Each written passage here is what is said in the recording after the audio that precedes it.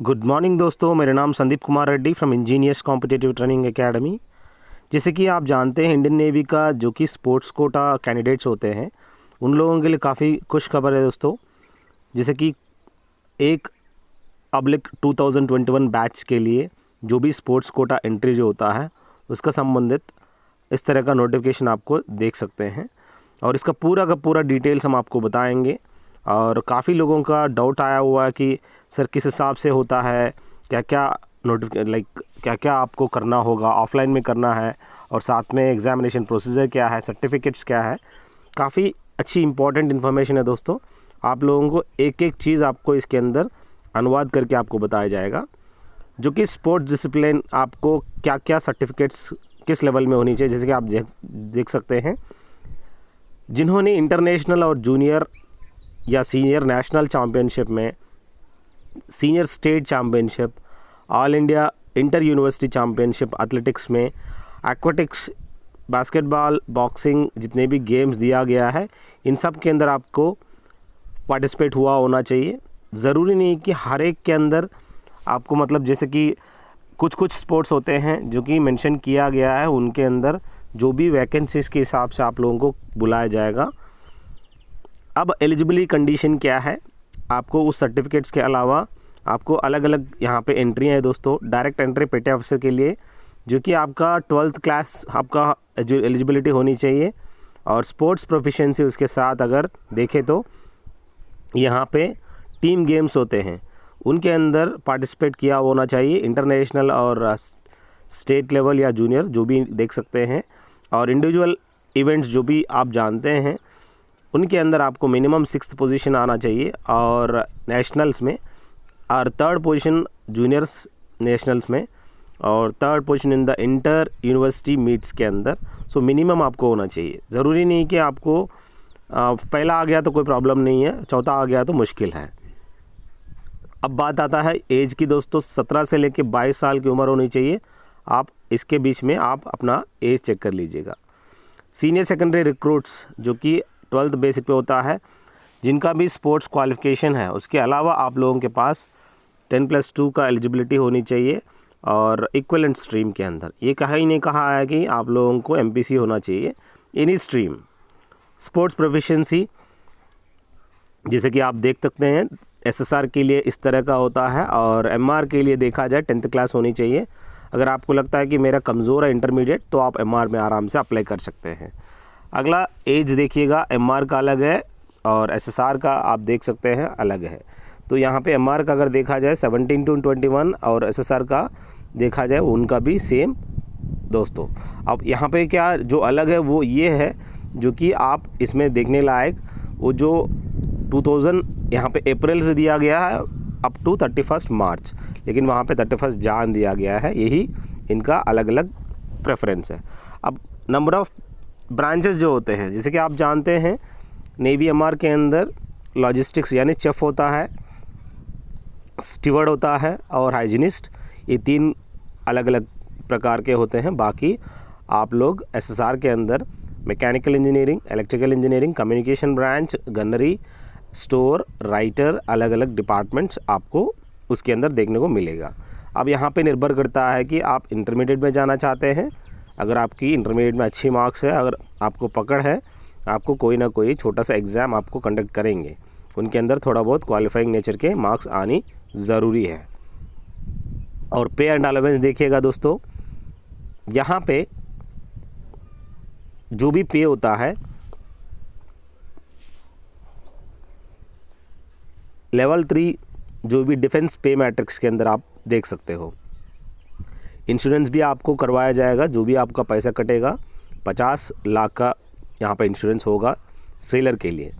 और promotion and परक्विज़ाइट जो है, जो कि अगर आपको अच्छा खासा परफॉर्मेंस अगर आपने दिया है, सो आपको मास्टर चीफ पेटी ऑफिसर से लेके उसके बाद आप आगे आपको हॉनरी देकर बाहर भेजा जाएगा। अब यहाँ पर्क्स के अकोमोडेशन दिया जाएगा, और आप जो भी बुक्स है और यूनिफॉर्म है, फूड एंड अकोमोडेशन है, सब कुछ free of cost. Leave travel concession जहाँ पे भी आप जाएंगे आपको LTC दिया जाएगा, बच्चों को चिल्ड्रन एजुकेशन अलाउंस वगैरह मिलेगा। सिलेक्शन क्राइटेरिया, जैसे कि आप जानते हैं इस सिलेक्शन क्राइटेरिया के अंदर deserving candidates would be called to appear for trials at designated naval centers. The candidates qualifying trials will undergo medical examinations at INS हमला Mumbai.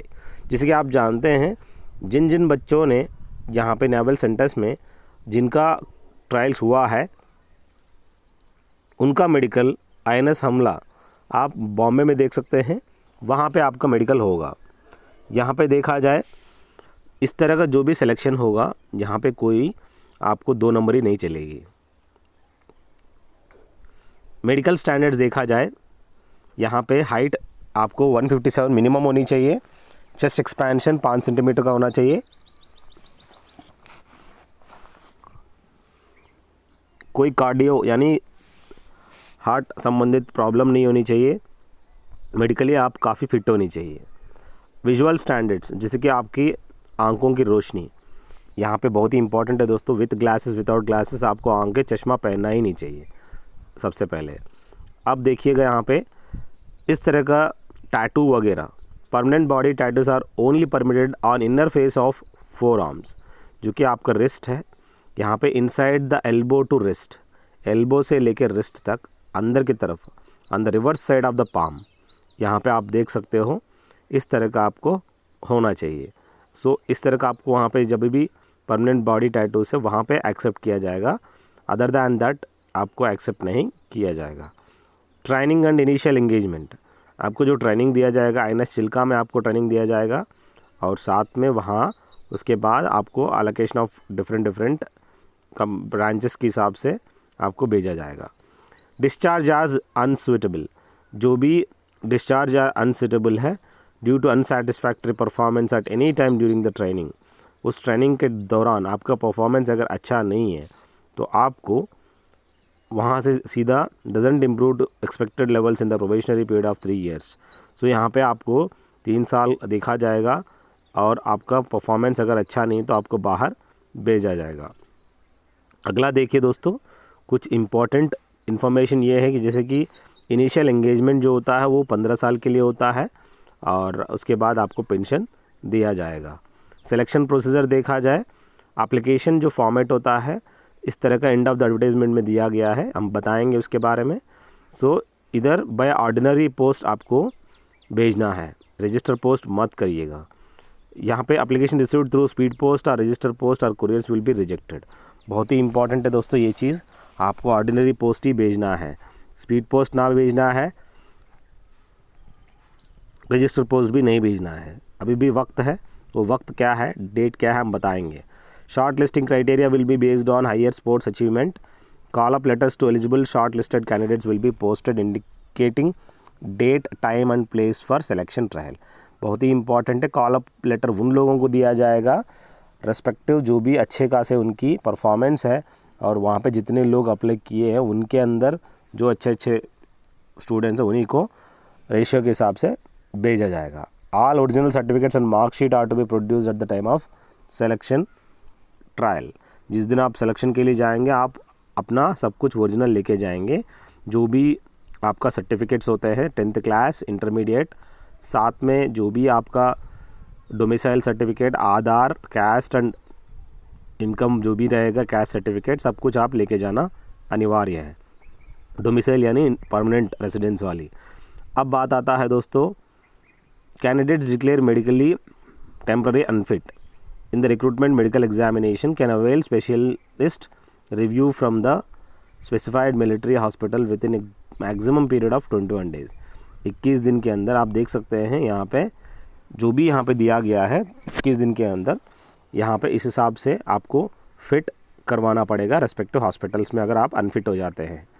Candidates declare medically permanent unfit in the recruitment medicals can appeal, अगर उनको लगता है कि वो permanently unfit कर दिया गया, उनको अपील करने का अधिकार है, तो आपको 40 रुपया पे करना पड़ेगा। 21 दिन के अंदर आपको वो कर सकते हैं। अगला देखिए दोस्तों, the select list will be prepared from the candidates who qualify in all respects depending on the available vacancies in particular sports disciplines। All candidature of candidate selected is valid for the current batch only.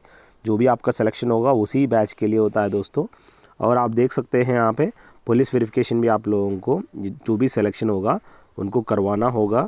सो उस enrolment getting their antecedent verified on this form from the concern district police authorities. Candidate without the verified police verification will not be eligible for enrolment. So आपका जो भी selection होगा वहाँ पे आपको यहाँ पे पक्का आपको वेरिफिकेशन फॉर्म जो है इंटरनेट से आप डाउनलोड कर लीजिएगा जॉइन इंडियन नेवी.gov.in से। सो यहाँ पे आप लोग इस तरह का डाउनलोड करके आप अपना फॉर्म्स वगैरह साइन करवा के पुलिस वेरिफिकेशन करवा के सो डिस्ट्रिक्ट अथॉरिटी वहाँ से जो भी है तो आपका लेके जाना होगा। How to apply application form आप देख सकते हैं इस A4 साइज़ फॉर्म के अंदर। ये ऐसा रहेगा आपको थोड़ा सा बड़ा सा आप A4 साइज़ फॉर्म में इसको पहले प्रिंट मारो, उसके बाद इस चीज़ को बड़ा करके एक ज़ेरॉक्स पेपर पे आप इसका फॉन्ट बड़ा करके करवा लो। तो कहने का मतलब उस पार्ट को आप उस ज़ेरॉक्स मशीन वाले को भैया को कहने का पहले इसका प्रिंट लो अच्छा खासा, इसको काटो, काटने के बाद उसको इतना बड़ा करो कि जो कि आपका ज़ेरॉक्स पेपर में करेक्ट फिट हो जाए। तो यहाँ पे एप्लीकेशन फॉर्म में देख सकते हैं आप, यहाँ पे एप्लीकेशन नंबर वगैरह खुद आपको नहीं करना है, नेम लिखना है ब्लॉक लेटर यानी कैपिटल लेटर्स में, पापा का नाम लिखना है, जो भी मेट्रिकुलेशन सर्टिफिकेट में दिया गया है वैसे के वैसे लिखना है। परमानेंट एड्रेस देखिएगा जिस हिसाब से आपको टेलीफ़ोन नंबर और पिन कोड और ईमेल का पूरा डिटेल्स लिखना है। प्रेजेंट एड्रेस आपको लिखना है, हायर एलिजिबिलिटी पर्टिकुलर्स भी आपको लिखना है दोस्तों। और यहाँ पे जो भी ईयर ऑफ पासिंग है वो आपको पक्का आपको बताना है, उसके अंदर जो भी लिखा है इंटरमीडिएट या MR के अंदर। अब आप बाकी मैरिटल स्टेटस और स्पोर्ट्स डिसिप्लिन जो आप स्पोर्ट्स अप्लाई कर रहे हैं जैसे कि वॉलीबॉल होता है और पार्टिसिपेशन नेशनल सर्टिफिकेट है कि इंटरनेशनल टिक मारना है, विजिबल आइडेंटिफिकेशन मार्क्स है दोस्तों जो कि आपका 10th क्लास के ऊपर लिखा है उसी मार्क्स को यहाँ पे लिखने की कोशिश करिए।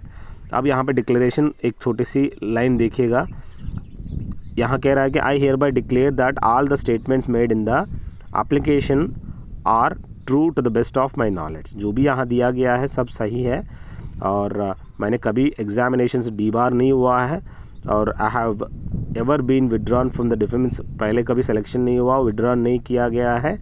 यहाँ पे यही कह रहा है कि और कोई कोर्ट कचहरी में मेरा पड़ा नहीं। Undertake not to make any claims for compensation if at any stage of selection ineligibility of my candidature is detected. यहाँ पे देख सकते हैं any wilful misrepresentation of facts and concealment of information will result in the cancellation of the candidature and may debar me permanently for a specific period from applying for future examinations। अगर उनको लगता है कि मैं अगर कोई भी गलत काम करता हूं तो मुझे आराम से आप डीबार कर सकते हैं करके आप खुद ही कह रहे हो, मुझे जो भी आपके कंडीशन है एक्सेप्ट करने की सिग्नेचर ऑफ एप्लीकेंट और पेरेंट सिग्नेचर आपको करवाना है और उसके बाद जो भी लिस्ट ऑफ डॉक्यूमेंट्स आपको जो लगाना है। सो यहाँ पे देखिएगा आप वहाँ पे टाई करिए, छोटा सा थ्रेड लेके स्टेपल करने की कोशिश ना करें। आप सेल्फ अटेस्टेड कॉपी जैसे कि आप मैट्रिकुलेशन सर्टिफिकेट जो होता है ये डेट ऑफ बर्थ के लिए होता है और इसके ऊपर आपको ज़ेरॉक्स करने के बाद सेल्फ अटेस्टेड लिखकर अंडरलाइन मार के नीचे साइन करिए, डेट डालिए उस दिन का और आप अपना नाम लिखिए। इसको कहते हैं सेल्फ अटेस्टेशन, क्योंकि आपका अपना नाम लिखने से किसने साइन मारा, जिस बंदे ने जो नाम लिखा है। अगला देखिए 10th मार्कशीट होता है, वो भी आपको उसके ऊपर भी आपको सेल्फ अटेस्टेड लिख के सिग्नेचर करके डेट डाल के नाम लिखना है दोस्तों। अगला जो भी NCC सर्टिफिकेट अगर आपके पास है और दोनों हैं, स्पोर्ट्स सर्टिफिकेट भी है, वो आप लगा दीजिएगा। डोमिसाइल सर्टिफिकेट, स्पोर्ट्स सर्टिफिकेट बहुत ही इंपॉर्टेंट है दोस्तों, उसका जो वैलिडिटी है वो काफ़ी मतलब जैसे कि आप देख सकते हैं लोग 3 साल पहले का लगाते हैं, वो आपका वैलिडिटी नहीं रहेगा। आप अपना चेक कर लीजिएगा वैलिडिटी का जो भी कंडीशन होता है, मुझे लगता है कि 2 साल के लिए होता है। और यहाँ पे डोमिसाइल सर्टिफिकेट यानी नेटिविटी सर्टिफिकेट होता है दोस्तों, वो आप आधार सेंटर से बना हुआ उसको भी आप सेल्फ अटेस्टेड करिए। 2 self addressed envelopes of size, जो कि एनवलप साइज़ आपको बुक स्टॉल के अंदर मिल जाएगा। वो चाहे ब्राउन ले लो चाहे तुम पिंक ले लो, प्रॉब्लम नहीं है। उनको जो डायमेंशंस है 22 इंटू 10 सेंटीमीटर, 10 सेंटीमीटर जो कि विड्थ होता है, लेंथ 22 सेंटीमीटर होता है। उसके ऊपर आपको 10 रुपये का स्टैम्प एक एनवलप पे लगा दीजिएगा। सो यहाँ पे इम्पॉर्टेंट है, इस तरह का आप उसके ऊपर लगाने के बाद अंदर डाल दीजिएगा। उसको सील ना करिए, ऐसे ही आप एनवलप अंदर रखिए और उसके बाद आप आराम से आप उसके अंदर जो सब कुछ जो भी आपने सेल्फ डिक्लेरेशन किया है उनको फोल्ड करके बड़ा सा एनवलप में डाल के आप खाली एनवलप को अंदर रखिए और बड़ा एनवलप में आप जितना चार्जेस लगेगा ऑर्डिनरी पोस्ट का वो लगा के आप भेज दीजिए। तो आपको 2 एनवलप ख़रीदना है। एक जो है आप लोगों के पास ये होनी चाहिए जो कि एम्प्टी, जिसके अंदर एड्रेस आप अपना खुद का पता लिखिएगा, जिससे वो जब भेजेंगे सेम टाइम अपना पता पे सीधा वो आराम से आपको भेज देंगे। और paste your recent coloured photograph, जो फोटोग्राफ होता है कलर्ड फोटोग्राफ, उसको आप अच्छी तरह से गोंद लगा के भेजिएगा। सिग्नेचर ऑफ एप्लीकेंट आप साइन करिएगा। सो पेरेंट सिग्नेचर सो आप करवाना ही पड़ेगा। अब ये कुछ इम्पॉर्टेंट है दोस्तों। और अगला देखिए, यहाँ पे बहुत ही इम्पॉर्टेंट चीज़ है जो आप लोगों को फॉलो करनी है। किसी भी इंसान को कोई भी यहाँ पे अप्लाई कर रहे हैं, only 1 application form is to be forward, एक ही। जो कि ज़्यादा स्मार्ट बनने की कोशिश करेंगे तो उनका रिजेक्ट हो जाएगा। अगला देखिए, इस तरह का फॉर्म अगर आपको अच्छी तरह से चाहिए, आप joinindiannavy.gov.in में जाके आराम से डाउनलोड भी कर सकते हैं। एनवलप जैसे कि मैंने बताया था, वो ब्राउन एनवलप कलर इसने यहाँ पे दिखा गया है। सो वहाँ पे उसके ऊपर उस टॉप के ऊपर आप उस एनवलप के ऊपर आप ऐसा लिखना चाहिए जैसे कि पोस्ट ऑफिस जो कि यहाँ पे पीटी ऑफिसर के लिए अप्लाई कर रहे हैं, एसएसआर के लिए उसके ऊपर टिक मारिए, ठीक है। 01/2021 जैसे कि कबड्डी नेशनल लेवल, जो कि एग्जाम्पल अगर मान लो जहाँ पे कह रहा है कि कबड्डी के लिए जा रहा है, नेशनल सर्टिफिकेट है, ये लिखना है। अगर आप जैसे कि एथलेटिक्स के लिए जा रहा है, एथलेटिक्स इंटरनेशनल लेवल, जैसे कि हॉकी जो भी नेशनल लेवल, इस तरह का आप उसके ऊपर एनवलप के ऊपर दोनों एनवलप पे लिखना है। और उसके बाद अपना टू एड्रेस जो भी लिखना है लिख सकते हो। और लिस्ट ऑफ डॉक्यूमेंट्स जो कि मेंशन किया गया है उसको अच्छी तरह से पंच करिए, या नहीं तो आप एक धागा लेकर बांध सकते हैं होल लगा के। फ़ोटोग्राफ यहाँ पे देखिएगा, 1 एडिशनल रिसेंट कलर्ड फोटोग्राफ। अब यहाँ पे बहुत ही important, along with the application with their name and signature on the reverse of the photograph. Photograph जो भी होता है उनके ऊपर नेम और सिग्नेचर आप लिख के उसके अंदर डाल दीजिए। यानी आपको एक फ़ोटोग्राफ आपको एप्लीकेशन फॉर्म पे चिपकानी है और एक यहाँ पे कह रहा है कि कलर फ़ोटोग्राफ जो है अंदर आप एक नहीं तो 2 लगा दीजिए, कोई प्रॉब्लम नहीं है। सो उसका जो बैकग्राउंड रहेगा दोस्तों ब्लू बैकग्राउंड में रहेगा, बहुत ही इंपॉर्टेंट है। आपको फ़ोटोशॉप में जाके ब्लू बैकग्राउंड करवा लीजिएगा, ठीक है। और application received without photograph is not the specified format will be rejected. जो भी फॉर्मेट के हिसाब से अगर आपने दिया नहीं है तो आपका रिजेक्शन हो जाएगा। सो बहुत ही इंपॉर्टेंट है। और देखिएगा दोस्तों, यहाँ पे digital photographs will not be accepted. जो भी कंप्यूटर से निकाला जाता है आपको कड़क उसको बोलिएगा, ये मुझे अच्छा खासा मुझे फ़ोटो क्लैरिटी चाहिए, वो करवा के आप जाइएगा। फॉरवर्डिंग ऑफ एप्लीकेशन, जो कि application are to be forwarded to कहाँ पे, the secretary Indian navy sports control board को आपको फॉरवर्ड करनी है, जो कि यहाँ पे मुंबई में न्यू दिल्ली में देख सकते हो, चाणक्य भवन के अंदर। उनको उस सेक्रेटरी को इन एप्लीकेशन को फॉरवर्ड करनी है। तो आपको सबसे पहले नॉर्मल पोस्ट में भी भेजोगे तो आपको मिनिमम 10 दिन लगेगा। जितना जल्द से हो सके उसका प्रिंट आउट लेके सब कुछ लगा के सेल्फ अटेस्टेशन करके फ़ोटो अच्छी तरह से लगा के एनवलप लगा के भेजिएगा। अगला देखिए दोस्तों, जो कि लास्ट डेट है दोस्तों 7 मार्च है दोस्तों। अभी भी बंदों के पास काफ़ी वक्त है। अंडमान और जो भी जम्मू एंड कश्मीर वालों के लिए अलग है, तो आप लोग आराम से देखिएगा। इम्पॉर्टेंट इन्फॉर्मेशन, अगर कोई प्रॉब्लम होता है आप इस नंबर पे कॉल कर सकते हैं। आप वहाँ पे जो भी आपसे डाउट पूछनी है कर सकते हैं। इस तरह के हर चीज़ आप लोगों को इसके अंदर फिलअप करके आपको जो भी उसका रेलेवेंट इन्फॉर्मेशन लगा के आपको करनी है। और यहाँ पे जो कि स्कैन QR कोड अगर अप्लाई करना है तो देख सकते हैं। ये नॉर्मली यहाँ पे देखा जाए अप्लाई करने के लिए आराम से करके तुम ये सब चीज़ें देख सकते हैं। और ऑनलाइन में करके तो यहाँ पे ऑफलाइन में भी आपको उधर भेजना है। सो कुछ चीज़ें आपको ऑनलाइन में भी कुछ कुछ अपना डिटेल्स डालना है, इम्पॉर्टेंट है। बस दोस्तों ये सब चीज़ें आप लोग करिएगा, सो काफ़ी इम्पॉर्टेंट होगा। यहाँ कह रहा है कि person claiming rapport with the officials of the naval recruitment organization may promise to get a candidate required and on the pretext may collect money. We would like to assert that such a thing is not possible. लोग कहते हैं कि हम पैसा दे के तुम्हारा करवाएंगे, ये सब चीज़ें कुछ नहीं होने वाला है। और यहाँ पे जो भी दिया जाएगा वो सब चीज़ें काफ़ी इम्पोर्टेंट सीक्रेसी के साथ रखा जाता है। सो RNA की अपनी मनमर्जी नहीं चलाना है, ठीक है। ये सब चीज़ें अलाउड नहीं है। थैंक यू दोस्तों। अगर ये 20 मिनट का वीडियो आप लोगों को अच्छा लगे तो आप अपना दोस्तों को बता सकते हैं, आगे बढ़ सकते हैं। Thank you. Have a good day, have a great life दोस्तों।